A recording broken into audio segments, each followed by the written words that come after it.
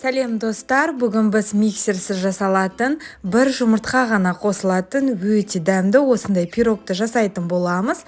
Видеоны міндетті түрде соңына дейін қараймыз.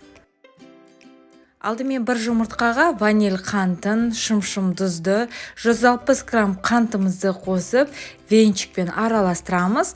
Бұл пирогтың бір жақ жері қыздар ешқандай миксердің қажеті жоқ. Кәдімгідей осындай венчикпен немесе вилкамен де жасасаңыз болады. Массамыздың түсі осындай әппақ болып өзгеруі керек. Әппақ болып өзгергеннен кейін оған 3 ас қасық сұйық майды қосамыз. Сұйық майдың міндетті түрде иісі болмау керек. Одан кейін сүтімізді қосамыз. Сүтті мен тоңазытқыштан алдым. Барлығын осылай жақсылап басын біріктіріп араластыратын боламыз. Одан кейін міндетті түрде біздің ұнымызды осындай ситадан өткіземіз.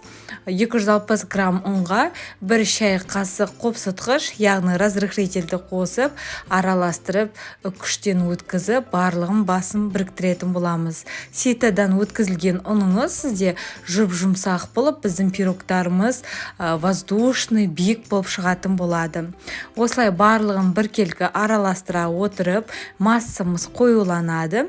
Массамыз осылай қоюланғаннан кейін алдын ала мейіз бен өрікті ұсақтап турап аламыз, және де дәміне қарай макты да қоссаңыз болады, немесе қалауыңызға қарай қоспасаңыз да болады.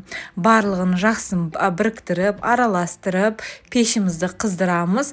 Формасы 18 сантиметр болатын, 170 градуста 40-45 минут пирогымызды пісіріп аламыз. Әдемілік үшін мен қыздар бетіне қант ұнтағын септім. Міндетті түрде жасап көріңіздер. Егер де формасы үлкен формада жасайтын болсаңыз, онда ингредиенттерін қосатын боламыз. Сіздермен бірге болған Гаухар, ас болсын.